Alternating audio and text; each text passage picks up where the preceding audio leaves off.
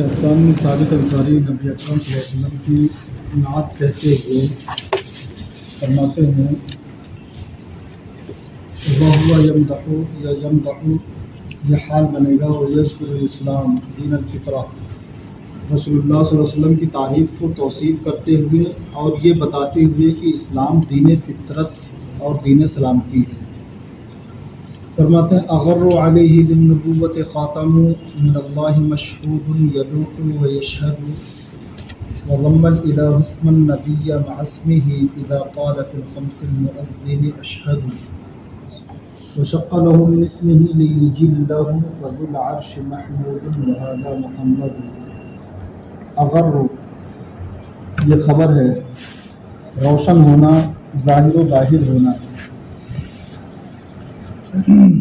اگر اس میں تفضیل ہے،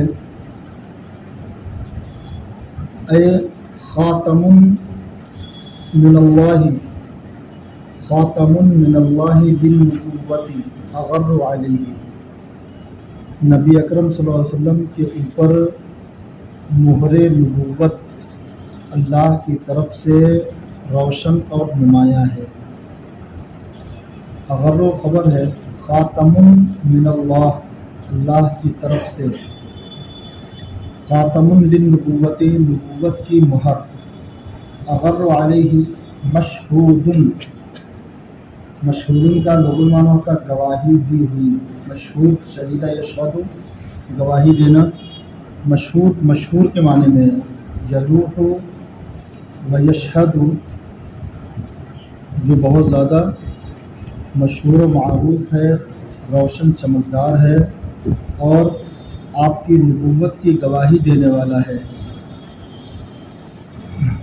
وضم الالہ، ضم یضم کو معنی ہوتا ہے ملا دینا۔ الہ اس میں جلالت کے معنی میں ہے۔ اللہ تعالیٰ نے اپنے نبی صلی اللہ علیہ وسلم کے نام کو اپنے نام کے ساتھ ملا دیا ہے۔ ضم الالہ اسم النبی مع اسمہ، اللہ تعالیٰ نے نبی اکرم صلی اللہ علیہ وسلم کے نام کو اپنے نام کے ساتھ جوڑ دیا ہے، جبکہ مؤذن 5 وقت اذان میں اشہد کہتا ہے، اشہد ان لا الہ الا اللہ و اشہد ان محمد رسول اللہ۔ وشق لہ من اسمہ، شق اسمن لہو، شق یشق کا معنی ہوتا ہے پھاڑنا، الگ کرنا، جدا کرنا۔ شق من اسمہ، اپنے نام سے آپ کے نام کو نکالا ہے، لیجلہ، تاکہ انہیں عظمت و بزرگی عطا کرے۔ اجلہ اجلال کا معنی ہوتا ہے بزرگی دینا۔ اللہ تعالیٰ نے آپ کے یعنی حضور صلی اللہ علیہ وسلم کے نام کو اپنے نام سے الگ کیا ہے، جدا کیا ہے، اپنے نام سے ہی نکالا ہے، تاکہ انہیں عزت و شرف اور بڑائی عطا فرمائے۔ لام کئے ہے، لام میں کئے یجلہ کے معنی میں ہے۔ فذو العرش محمود، تو عرش والا محمود ہے، وہذا محمد، اور یہ محمد ہے۔ محمد اور محمود ان دونوں کا مادہ اشتقاق ایک ہی ہے، حمد، ٹھیک ہے۔ حمیدہ یحمد حمدن، حامد فہو محمود، تعریف کیا ہوا، حمد بیان کی ہوئی، جس کی حمد بیان کی جاتی ہے۔ محمود اللہ تعالیٰ کے اسماء میں سے، اور حمد تحمید، محمد اس میں مفعول ہے باب تفعیل سے، اس کا معنی بہت زیادہ تعریف کیا ہوا۔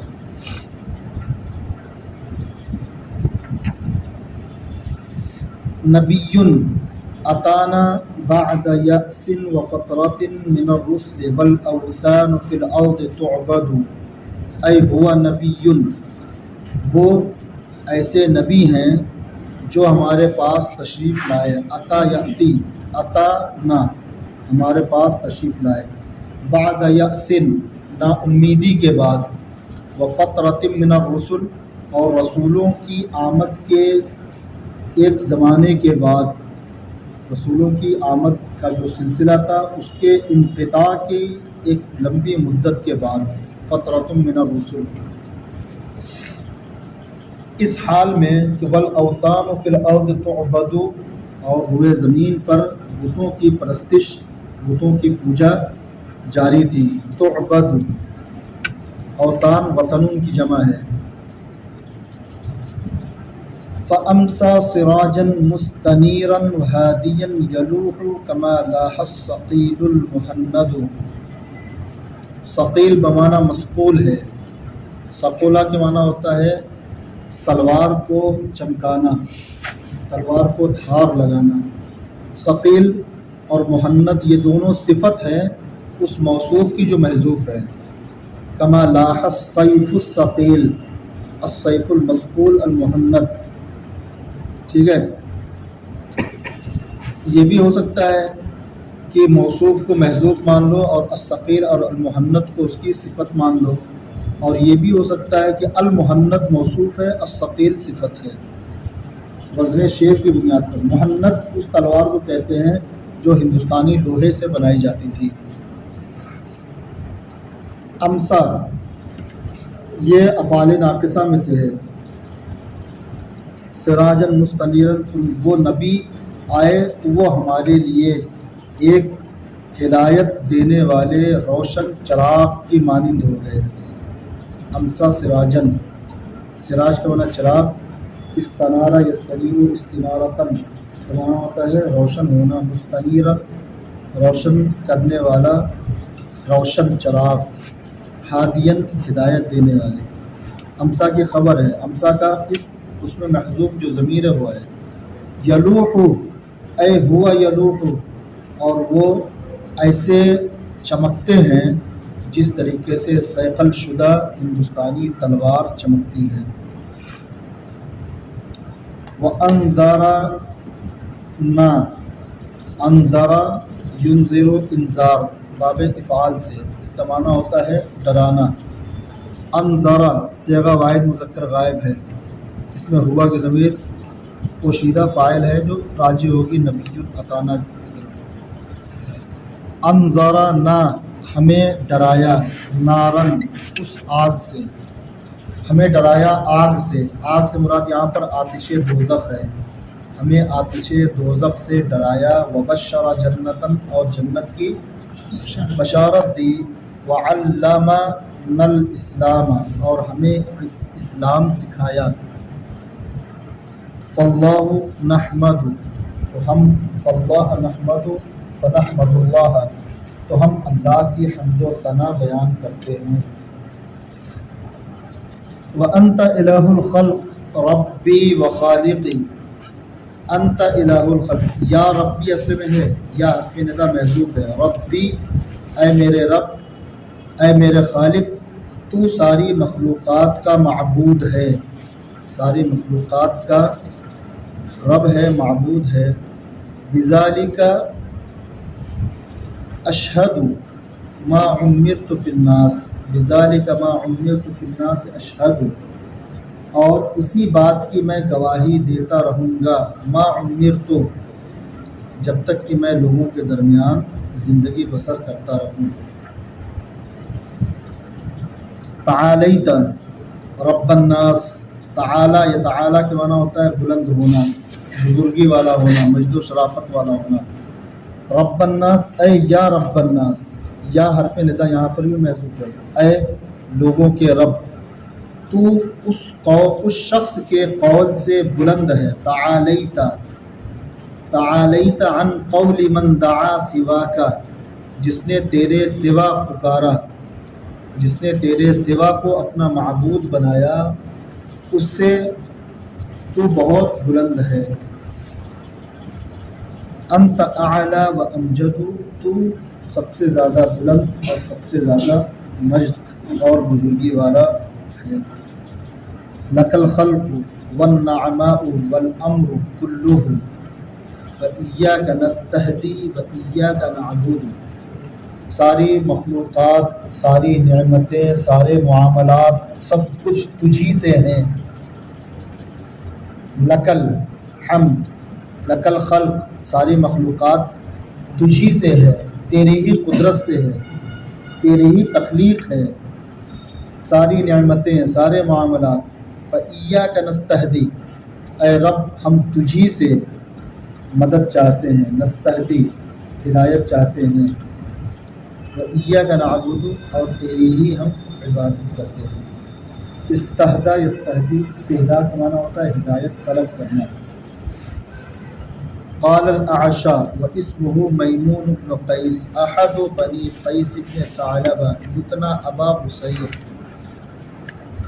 اعشیٰ نے کہا ہے، اس کا نام میمون بن قیس ہے، جو کہ بنو قیس کا ایک فرد ہے، بنو قیس بن ثعلبہ کا ایک فرد ہے۔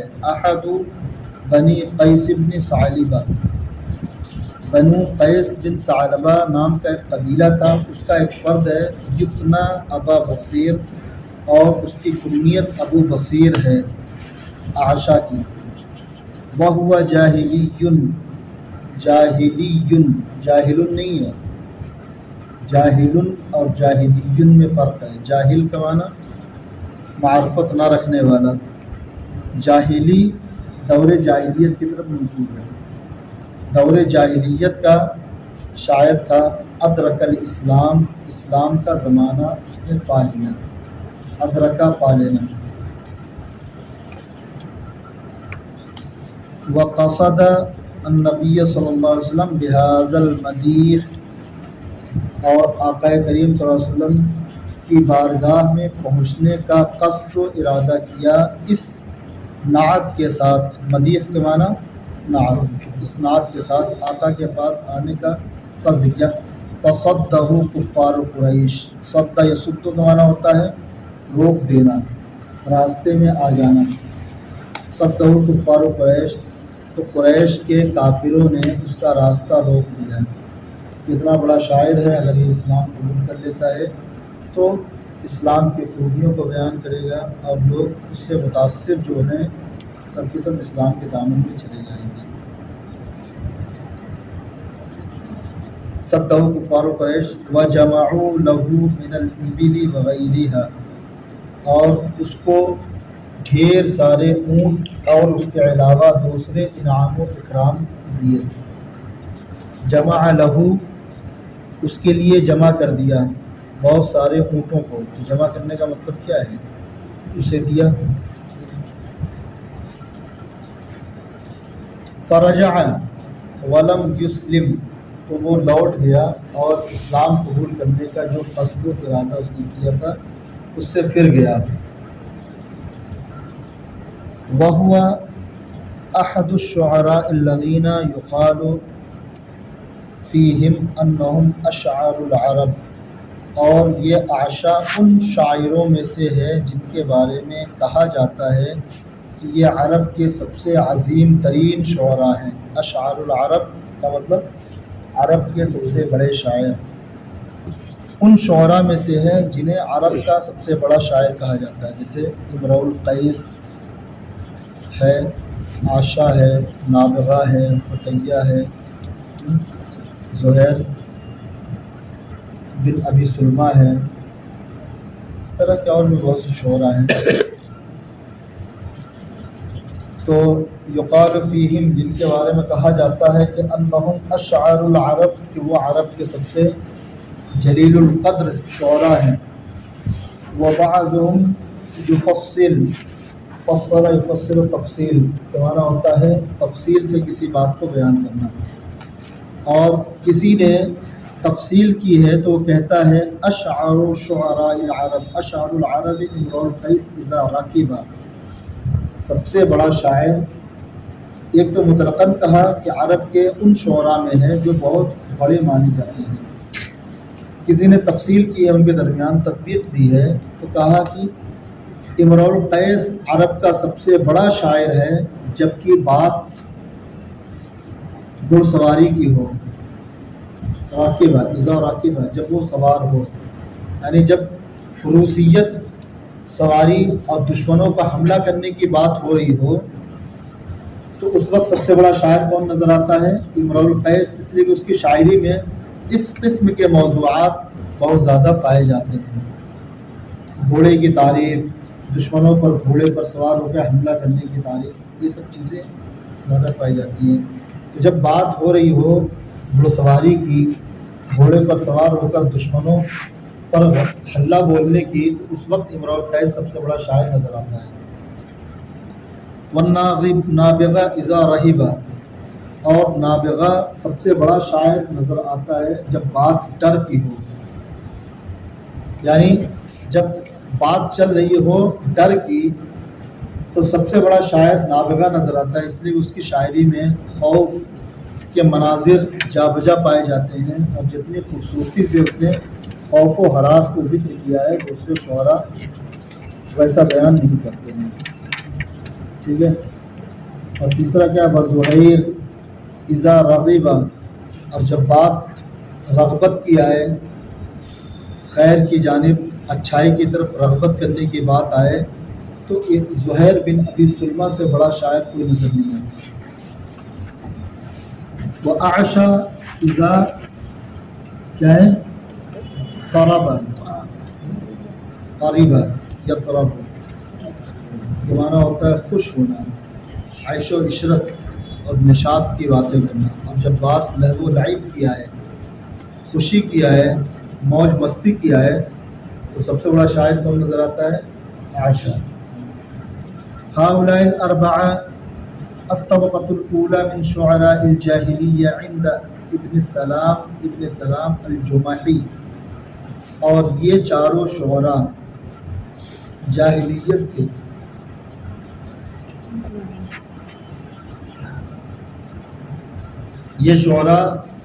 جاہلیت کے شعراء میں طبقہ اولا میں شامل ہیں، یا جاہلیت کے شعراء میں سر فہرست ہیں۔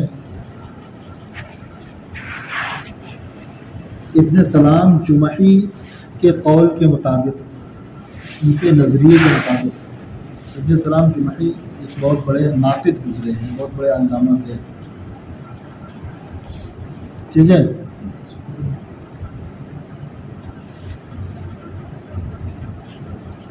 أجدك لم تسمع وصاة محمد نبي الإله حين أوصى وأشهد إذا أنت لم ترحل بزاد من التقى ولاقيت بعد الموت من قد تزود ندمت على أن لا تكون كمثله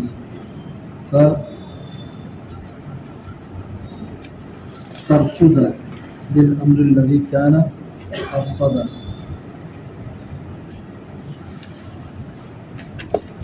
أجدك، یہ جو ہے تیرے نصیبے کی قسم، جدن کے معنی ہوتا ہے نصیبہ، سنجیدگی اور وقار کا معنی بھی ہوتا ہے۔ یہ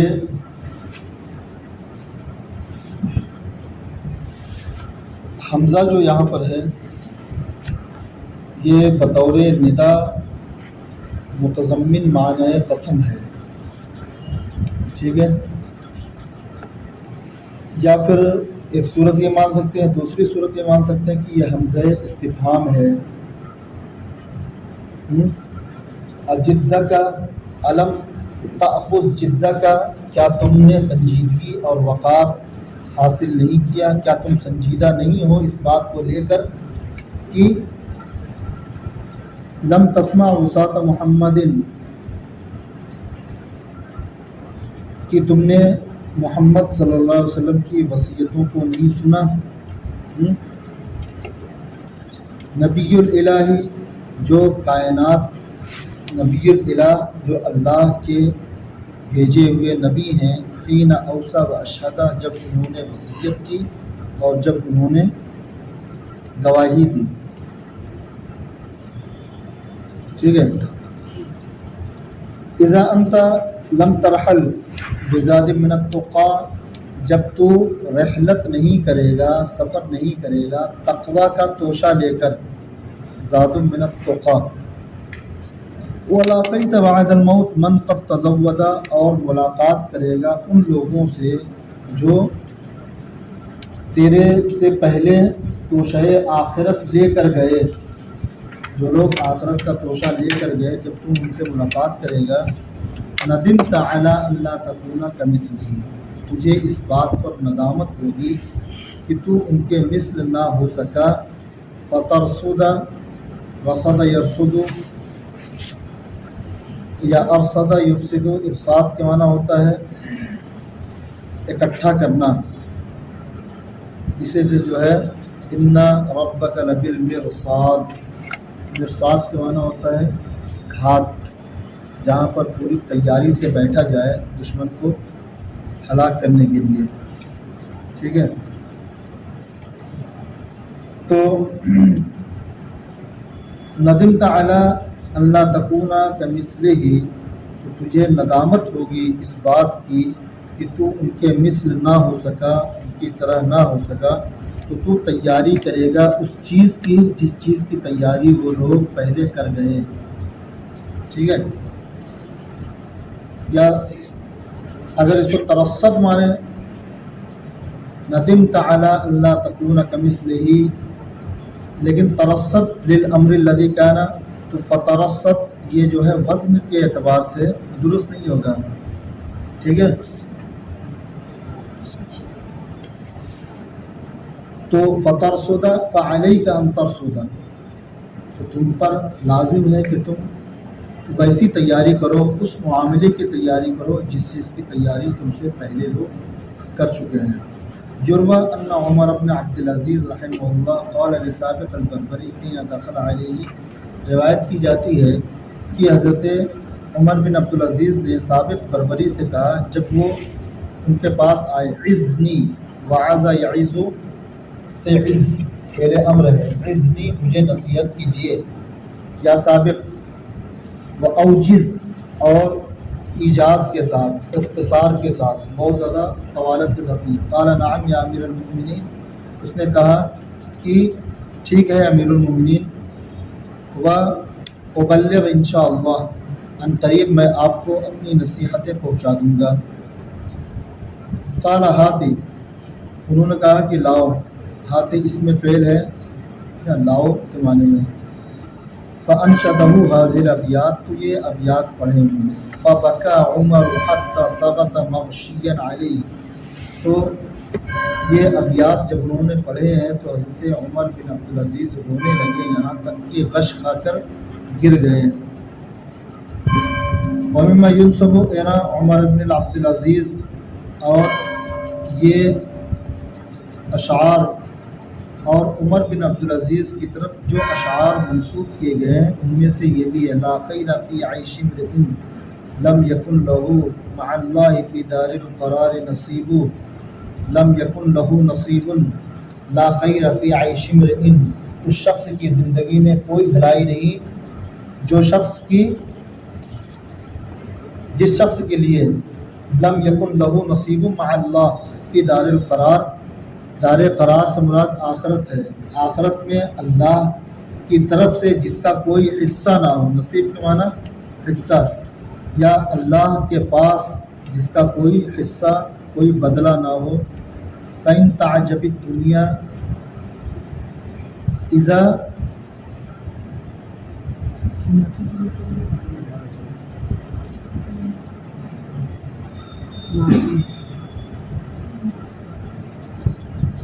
فإن تعجب بالدنیا اناسا فإنها متاع قلیل والزوال قریب. تو اگر دنیا لوگوں کو پسند آتی ہے، اعجب یعجب، اعجاب کے معنی ہوتا ہے پسند آنا. ان تعجب الدنیا، اگر دنیا اچھی لگتی ہے، پسند آتی ہے لوگوں کو، تو جان لو انہا متاع قلیل، یہ دنیا ایک چھوٹی سی متاع ہے. متاع کے معنی سامان. ٹھیک ہے، تھوڑا سا سامان ہے. والزوال قریب، اور اس سامان کا زوال قریب ہے. یا یہ ترجمہ کر سکتے ہو کہ ایک معمولی سی لذت ہے. متاع قلیل ایک معمولی سا ساز و سامان، معمولی سی لذت ہے.